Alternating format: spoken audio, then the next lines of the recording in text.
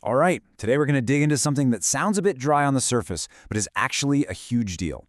It's a business case for the UK Treasury proposing a completely new way to look at our built environment, our roads, our utilities, our homes, and how this shift in thinking could save us a fortune and unlock massive new value. So, let's just get right to it with a big, bold question.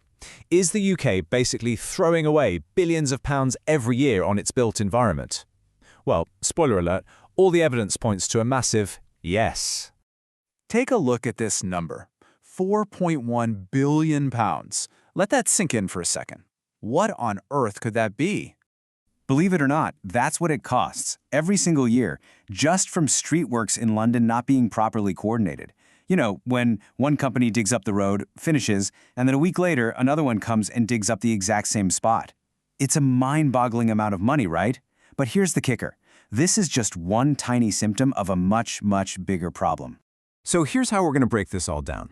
We'll start with the UK's costly blind spot, then talk about why we're measuring the wrong thing.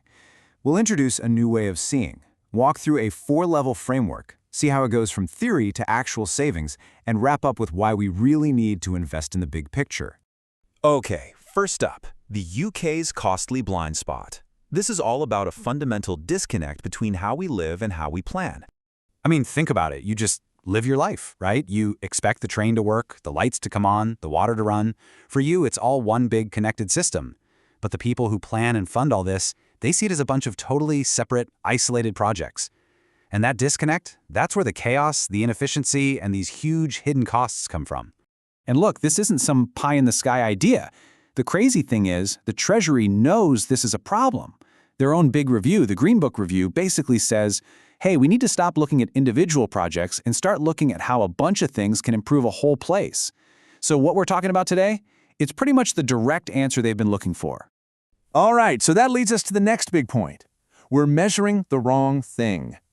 Okay, this is a really key concept. There are two systems to think about here. You've got the system of interest, that's the thing we actually care about, the built environment itself. Then you've got the system of stewardship. That's all the institutions that are supposed to be looking after it. The problem is, we spend all our time measuring how well the stewards are doing. Did they hit their targets? But we're not actually measuring the health of the system itself. It's like judging a doctor on how fast they see patients, not on whether the patients actually get any better. And that's the trap, isn't it? Everyone pats themselves on the back for hitting a deadline or coming in under budget. And yeah, that feels like a win. But it tells you absolutely nothing about whether our infrastructure is actually getting better, stronger, or ready for the future. We're mistaking administrative success for real-world progress. So if that's the problem, what's the solution? This is where we need a whole new way of seeing things. The solution is something called a shared measurement backbone. Now, that sounds technical, but just think of it like a Waze or Google Maps for the entire country's infrastructure. It's a smart system that shows you how everything is connected. How a decision about a new train line affects housing, which affects energy use. It lets you see the traffic jams before you create them, so we can make much, much smarter choices. And this system, this SatNav, is built on a really clear 4-level framework. It's a straightforward path. You start with strategic outcomes, build a system model, create an indicator architecture, and then move to application. Let's quickly walk through what each of these really means. So, level 1, strategic outcomes. This is the big why. Instead of just asking, did we build the bridge? We ask, what are we really trying to achieve here? We're talking about the big goals the Treasury actually cares about. A stronger economy, a better society, a healthier planet. Everything has to start from there. Level 2 is the system model. This is kind of the brains of the operation. It's where you map out how everything actually connects. You know, how does transport affect jobs? How does energy affect housing? It's the part that shows you the ripple effects, so if you invest over here, you can actually see the value or the cost it's going to create over there. Okay, level 3 is the indicator architecture. This is all about choosing the right things to measure. Not just, did we finish on time, but is the system healthier? And it gets clever here, distinguishing between the state of something, like how much capacity does our power grid have, and the flow of a service, like are businesses actually getting the reliable power they need? Two very different but equally important things. And finally, level 4, application. This is the crucial part where the rubber hits the road. This is where all that smart thinking gets baked into the actual decisions. It means every business case that lands on a desk at the Treasury is built on this deeper understanding, making sure every single pound spent delivers the best possible long-term value. Okay, I know what you're thinking. This all sounds great, but where's the proof? The Treasury needs hard numbers.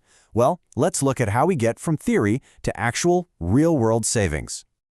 Check this out, a pilot project in London, just one street. By getting the utility companies to simply talk to each other and coordinate their work, they cut 55 days of disruption. That's almost 2 months of roads not being dug up, less noise for families, less chaos for the local school. Just gone. Now, let's zoom out. Across all the pilot projects that use this new way of thinking, a whopping 681 days of disruption were avoided. Let that sink in. That's almost 2 years of combined delays, traffic jams, and headaches for people that just didn't happen, all because they planned smarter.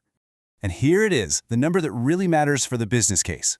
All that saved time and effort, it translated into nearly £1 million in direct savings for the utility companies involved. That's cash that was basically just being wasted before. This isn't theoretical value, it's real money unlocked just by getting everyone to look at the same map.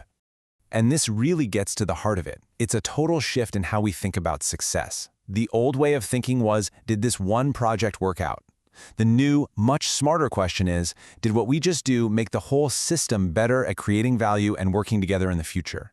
It's about building a better machine, not just replacing a single part. So, this brings us to the final pitch, investing in the big picture. And let's be crystal clear. This is not about asking for more money to spend. It's about investing a little in the capacity to be smarter. It's about buying the sat-nav so that all the billions we're already spending on infrastructure work harder, unlock more value, and build a more resilient country. It's the very definition of getting better value for money. So, let's leave it with this final thought. We know the cost of doing things the old way. We can literally count it in the billions.